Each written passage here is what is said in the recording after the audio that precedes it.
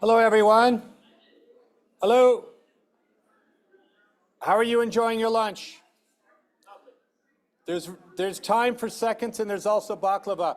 Hey, we have a lunchtime speaker. So as you're winding up your meal, feel free to come on up and enjoy a front row seat.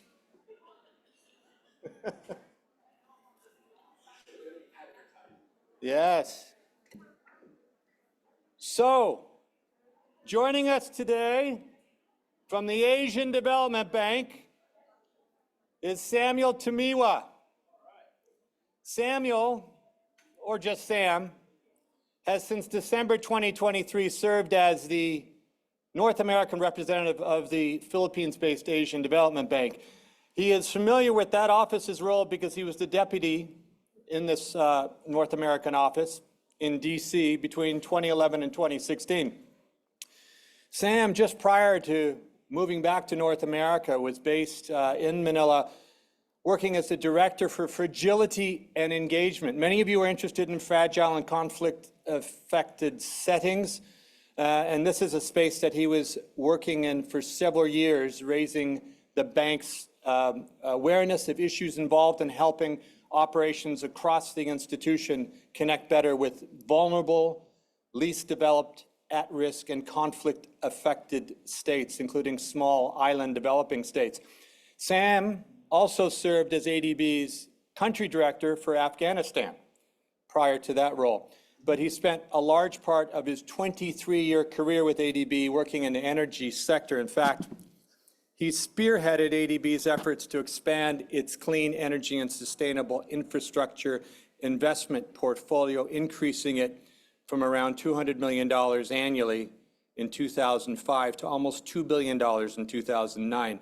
He also established the $250 million Clean Energy Financing Partnership Facility to catalyze greater investment in clean energy, as well as the Energy for All program to provide some 100 million people in developing Asia and the Pacific access to cleaner and more efficient and renewable energy. If you are working in anything related to energy or climate, you might want to check in with Sam after his talk. Finally, before joining the Asian Development Bank, Sam worked with a design engineering firm in Washington, where he finds himself once more.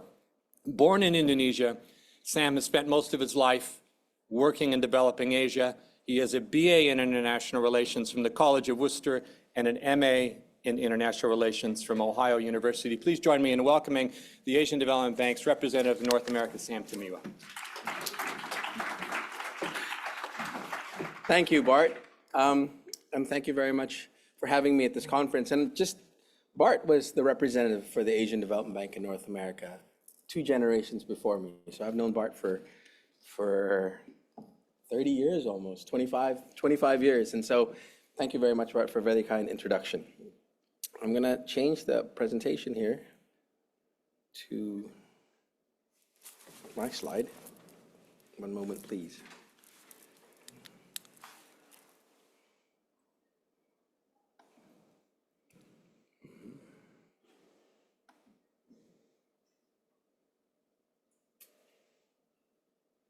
Is it full? Yeah, okay.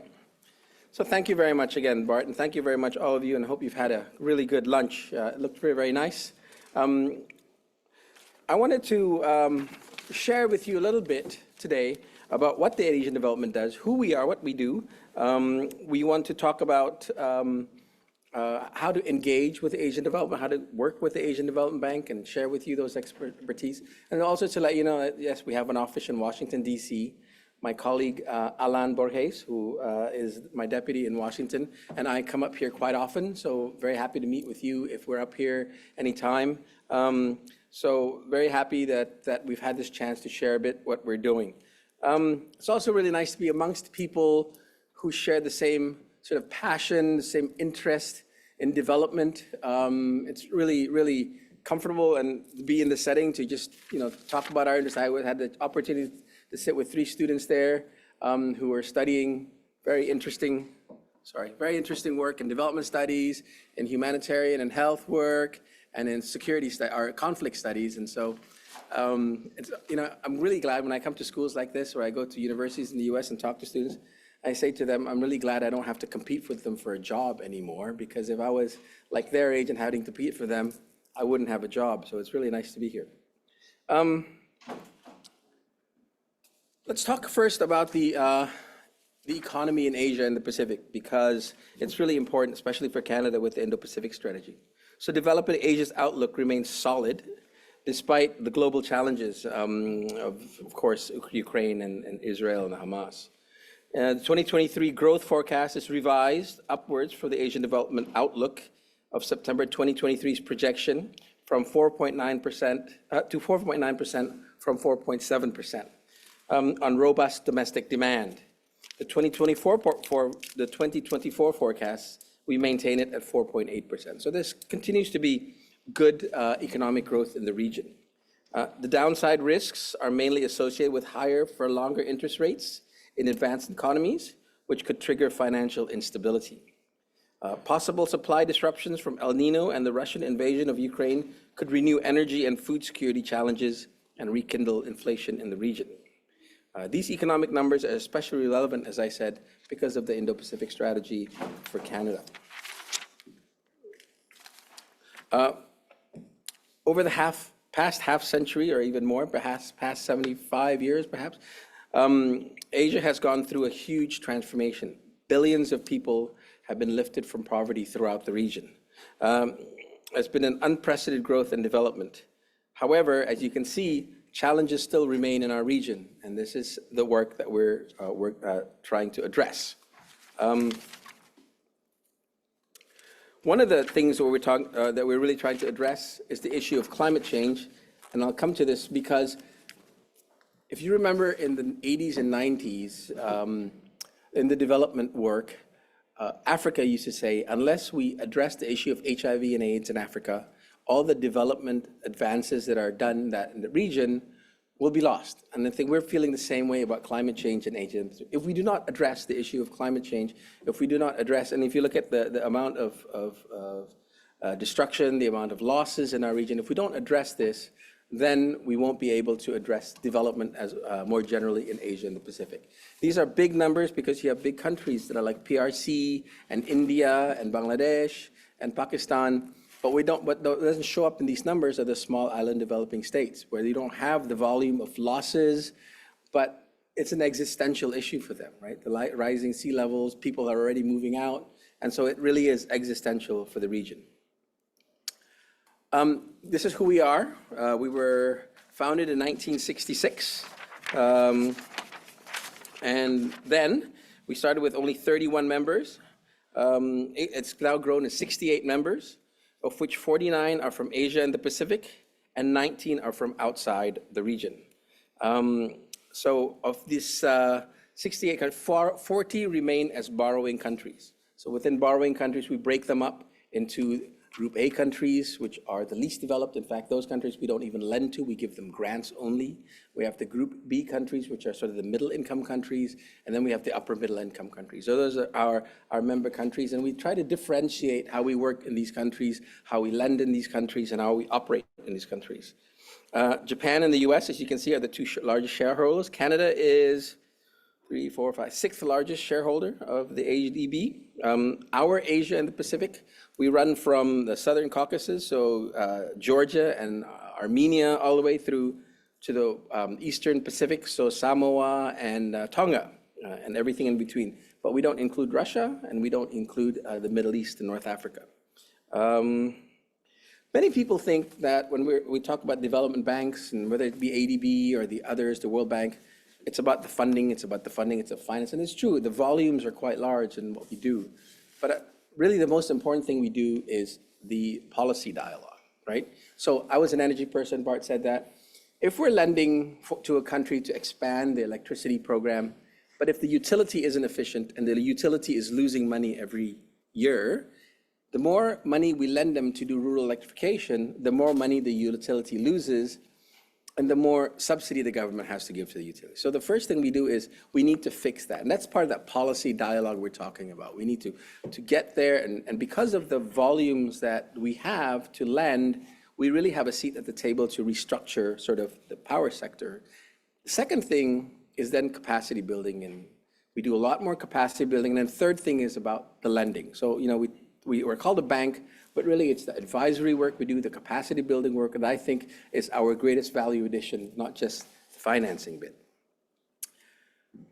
Many of you may know ADB, and those of you who don't, ADB used to be very focused on sectors. We have the energy sector, transport sector, water sector, healthcare, education, and then we have thematic issues like gender, climate change, environmental. But what we found is the way we were structured and the way we've been designed since the 80s and 90s does not meet the requirements of today's world, at least to the Asia and the Pacific today. So we've just been restructured for the first time since 2001, when Bart first got there, and I first got there. And this is a big deal for us because we're really trying to be much more relevant to this. For the students here, I used to tell my kids when I had one daughter who was interested in development work, I said, don't come to the multilateral financial, don't come to the development banks. We're obsolete, we're not relevant anymore. The coolest stuff being done is being done by patient capital, private equity, so on and so forth. But with the changes at ADB today, I think we will remain very relevant to Asia and the Pacific. We've shifted, and we're going to focus on two things.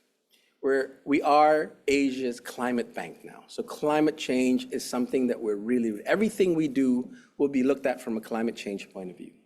I gave you those numbers on the losses being done from climate change earlier. So everything we have to do is about climate change. The second thing is about private sector development. So a lot of Asia is now mainly middle income. So they don't need the money to build transmission lines or roads from ADB. But what we need to do is to get the private sector to get involved in development work. So when we talk about private sector development, many people think of the transactions, the deals, that private investments that are going in Asia and the Pacific. And the World Bank has the IFC. If you're talking about Latin America, you have their private sector lending facility. But for us, everybody's talking about the deals. We really want to move upstream. We want to create that enabling environment for investments to be made. Earlier, I talked about the energy sector. I was the country lead for Bhutan in the early 2000s and did energy in Bhutan. And the electricity utility used to be the government. The government Department of Energy used to be the utility. And so we took that out. We created a Bhutan Power Corporation that did the transmission and distribution. We created Druk Hydropower, we means us in the government. Druk Hydropower Corporation, so all the hydropower assets were under this company. And we created a regulator to regulate how business was conducted in the power sector. 10 years later, it began to attract private investment in Bhutan. So, setting up how the rules are played in the transport sector, in the energy sector, in all the sectors is really about private sector development. There's the type of private sector development we're talking about, not just the deals. And then you have midstream private sector development, where like Canada's really big on this, is the PPP work. Right, public-private partnership, where the risks better fall with the private sector, where the risks better fall with the public sector. Let's do that. In the region, there hasn't been a lot of PPP in Asia and the Pacific. Those that have happened have not been the most successful. There have been ones that have started and failed. So this is something that we really need to get going because they are middle-income countries and they're ripe for this to happen. So again here, it's about the regulations, it's about the rules, it's about the law, to allow for this to happen. So we're going to focus on, again, like I said, it's the policy dialogue that happens there where we add a lot more value, and the capacity building that we do that adds a lot more value before we do the lending. So it's about climate change, it's about private sector development. And earlier I talked about how I was an energy guy, I worked on energy. My neighbor next door might be working on transport. He might be working on electrification and transport, but we don't really talk because we're in different sectors. So we're now looking to solve problems. So instead of looking to do an energy program in Asia, in Thailand, or a transport program in Bangkok, we're going to talk to the government and say, what are the 3 or 4 biggest problems you have in your country? In every country in Asia, you're going to say urbanization is the biggest problem. So, okay, let's talk about urbanization. Let's work to address the issue of urbanization. And to address urbanization, we have to look at it from a healthcare point of view, a social safety net point of view, a transport point of view, and energy point of view. So we will look at it holistically rather than just somebody's going to work on the roads, somebody working on an electricity program. And together, we're going to try to help the countries solve this problem, whether it's that, whether it's rural development, whether it's biodiversity loss, we need to look at it from a multi-sectoral point of view. So we've reorganized ourselves, and I won't get into the details of how we're organized, but we are going to look at things based on solutions rather than we're just going to make investments. And this year, we're going to do kilometer 152 to 172 on the highway, and next year we do 173 to 210. No, we're going to look at problems and how to solve them. And then the fourth one, we're going to change our business processes.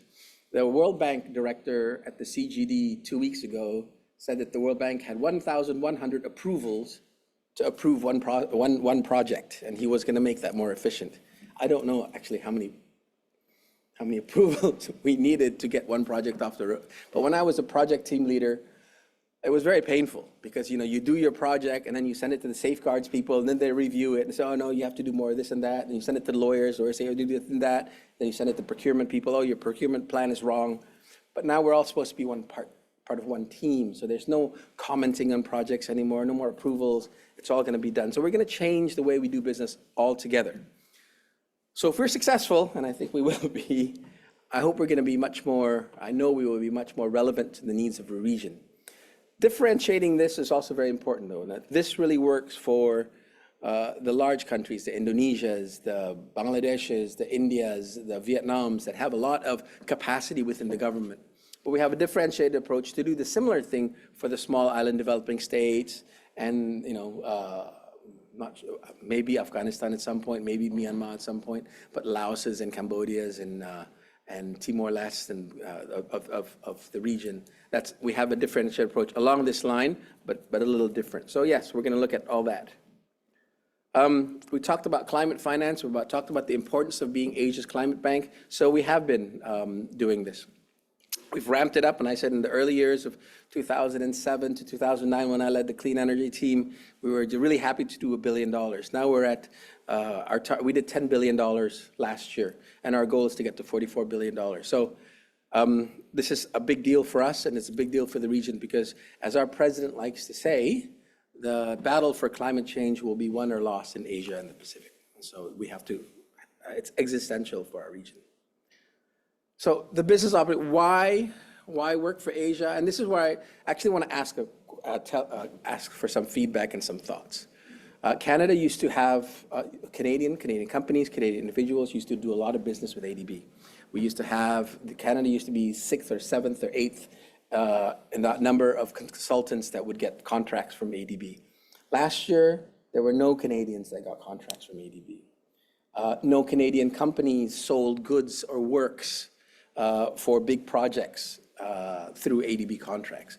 And so this is a conversation I'd like to have with you today, is to talk about, well, why? Why are Canadians not winning projects? Why are Canadians not winning consulting contracts? I know people who are consultants to ADB who complain about ADB's IT system. They can't even get in there to register themselves. I know one firm that talked to me, Sam, we started registering ourselves to be one of your consultants, and 45 minutes later, we decided we're not going to go after your contracts. So it's just registering ourselves just took too much time. So I'd like to hear from you, if any of you have a second experience, why it's not happening. But, working through the multilaterals is a good way to get into a market if you're not in there, working for in a specific country, in a specific region, for all these reasons. This is why we should go after ADB contracts. There are several types of business opportunities, and I didn't want to turn this into a business opportunity seminar, so I'm going to walk through this very fast. For many of you, it's about consulting contracts, but there's also non-consulting contracts like surveys, training, translation, things like that. In bigger procurements, we have supply of goods, so machinery, technical equipment, ICT, and then it's about civil works. Now, civil works, it's unlikely that many of Canadian companies are going to come. ADB is largely an infrastructure bank, so a lot of that is gravel and rebars and concrete, so it's not something that you're going to export to India to do. So let's look at the services side. And if you look at the procurement volume in ADB on consulting services, the amounts here, you'll notice that the orange, about 700,000, 800,000, so about $1 million between that and other related service, about a $1.5 million a year in contracts going there. Sorry, yeah. So there's enough volume and there's a lot of contracts for individual consultants and small consulting teams to go after. We look at it by region. How much is it? The procurements in region, we have 23 billion going to Central Asia. We have 34 billion going to South Asia, 27 in Southeast Asia, 14 in East Asia. A lot of that actually goes to Mongolia. And then Pacific, about $3.2 billion a year in goods, works, and consulting services. So there are two types of consulting contracts. You can work directly for the ADB, but if you're, and that's consulting contracts for ADB, but if you're going after a contract that's funded by an ADB loan, you actually work for the government of that country. The ADB will pay you, but through the loan, and then you're working for the government of that country. So that's just two very important things that I wanted to highlight here. That's it. I don't want to go into a lot more detail than that. I just wanted to have a conversation, give an opportunity for you to ask me questions. We have until 1:20, so 10 minutes, 15 minutes. But I also want you to tell us how we might do better to attract more Canadian consultants to ADB. Thank you very much.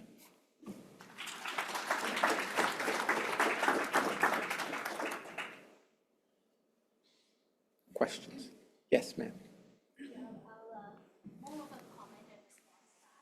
So I'm based in Bhutan, so I was so happy to hear that you were the head of the resident mission there. And first wanted to say that I'm from Humber College, so I'm the director of the International Development Institute. We have gap funding to support Tibet reform. And so does ADB. So we actually have a relationship with ADB beyond the transactional one. We have an MOU with them, almost like a parallel co-financing. Because we said, why work separately when we can work together? So we're supporting ADB on the GESI elements that they've struggled with the ministry, and in turn, they're supporting us with goods and works that we might need. So we work really closely both with Manila and resident mission, and we have an MOU. And what I've seen in terms of the challenges facing Canadians is, like you mentioned, most of the money is going to governments, and often governments have very fixed interests with which countries they want to partner with. Despite having so much buy-in with ADB, such a strong relationship, even ADB officers pushing, vouching for Humber, vouching for Canada, often like in the case in Bhutan, with Bhutanese government still choosing to go with maybe Australia, the Japanese, the Koreans, the Germans, the Swiss. And often when they have to make a call on where they spend the money for benchmarking visits, Canada's too far and Canada's really, so why spend to go so far when you can go close? So we're facing a lot of challenges. Even, most recently, ADB, there was leftover funding. The team sort of had to put a final ultimatum to the government to spend the money. And it was, I don't want to say double crossing, but they kind of went ahead and committed to another government. So we're finding those kind of challenges as a Canadian. And also we need more spokespeople within the ADB because often there are events, there's knowledge sessions. We don't see a Canadian on the panel, whether it's VOF or it's other things that happen in Manila. And so if you can make that happen and have more voice of Canadians, even the fact that we're the 6th or 7th largest, I see all the other countries vouching and pushing and saying that Canada, their countries are big supporters of the ADB, but Canada is always nice about it. So these are some of the challenges in response to why you don't see more Canadians despite of our relationship. Thank you. No, that's very interesting to hear. And I know what you're talking about with perhaps the Bhutanese say, Canada so far, it's so cold. No. But I hear you. I'll take note of that and look for opportunities to fix some of that. Thank you. But interesting work you're doing on Tibet and Canada, or in Bhutan. A lot of interesting things to do there. Any more comments, any more questions and thoughts that people might share? Yes, Herm, and then you. Thanks. Thank you. I may be a little out of date, which is why I'm listening carefully. But I think we used to be one of those organisations that was a major provider to the ADB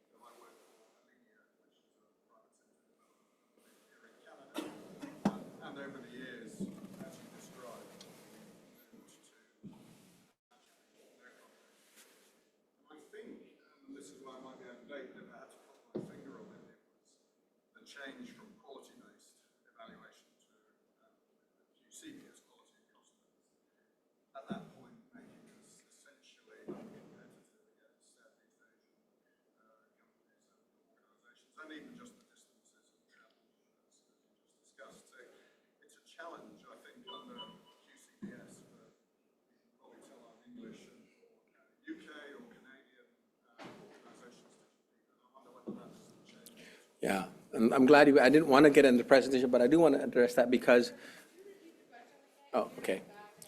So what he said is, he represents a company that used to win a lot of ADB contracts, and they've won less and less and less contracts. And he attributes it to the change from using of quality-based contracting. So when I'm designing a project, one of the things I need to do is do the grading criteria for a consultant selection or goods and works. So I'll say, okay, 80% will be weighted towards the quality or the cost, and 20% will be weighted in the quality, or 70-30 or 80 or 90-10, right? So I do that. And I remember we were actually being pushed by the more developed countries to go to cost-based. The developing Asia needs to get the cheaper stuff, so that they can do more development for the cost. And so it was actually the more developed countries that were pushing us to do that. I remember when I was doing clean energy, because it was new technologies we were doing, I would go to our procurement office. I want 80-70 for quality and 70% cost. And they said, no, you have to do 10% quality, 90% cost. And I would fight with them, and I'd probably get away with 80-20. And so that at one point that was a big push, and it started probably in the late 2000s, I want to say, right? So, but now Western companies are not as competitive because of cost-based selection. So the pendulum has swung the other way now. So we've just prepared a new paper. This is part of what I'm doing called a listening tour, to hear from people. We have people going all over Europe, North America, talking to companies, talking about exactly this. We are going to put a merit system. We're going to go back to quality and cost-based, QCBS, so we're allowing more quality in there. We're going to do life cycle analysis as part of so it's not just getting the cheapest, but we're looking at the life cycle assessment of the product, and that may make better technologies. And I think Asia is demanding now that they've met basic needs, they want better quality now, so that the Asian countries are also wanting that in their procurement.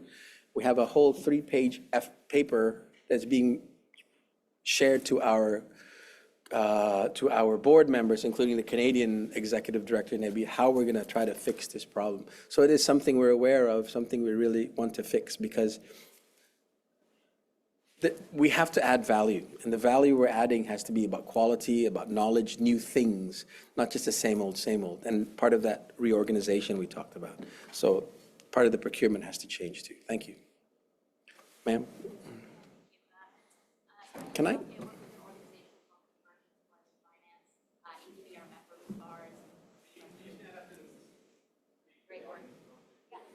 So my question is less on the topic of procurement and more about the initial part you were talking about in terms of the reorganization of how you guys are doing work. So I recognize that a large portion is public sector and sovereign loans, but particularly on the private sector side, are there any in the reorganization, any KPIs or a change sort of in the way you're tracking towards private investment mobilization as part of KPIs are higher? I'm sure there are. I can't remember them right now. But no, I think one of the things we want to do is this whole private sector push that I talked about earlier. It's not just the transactions, but the whole thing about public-private partnership and the policies and regulations that go into private sector. This being the beginning of a movement where ADB will move from perhaps 80% of our funding going to governments, and we finance 20% of our funding goes to funding private sector projects, to switching over the next 20 years, because really the value addition we have for middle and upper middle income countries is really to get the private sector, to crowd in the private sector. Most of the upper middle income countries don't need to borrow money from us anymore. I mean, like the MDB model was set up where you try to get money from countries that had access pools of capital to countries that did not have access to pools of capital. So if you can imagine the 60s and 70s where Thailand, even Singapore, even Taiwan, who would lend money to these countries back in the 60s? Now, everybody, if India wants to sell a bond, it's oversubscribed in minutes. So they can raise money. So what the value we have is the knowledge, is the process, and like you're saying, it's the bringing in of the private. I don't have those KPIs, but I can but I can share them with you if you give me your card afterwards. More thoughts? More questions? No? If not, thank you very much for having us and for learning about us. I hope you learned a bit about ADB. I'm here, and if you want to meet Alan and I, and if you want to talk about how we might collaborate and how you have thoughts, please do. Thank you very much. Thank you again for inviting me.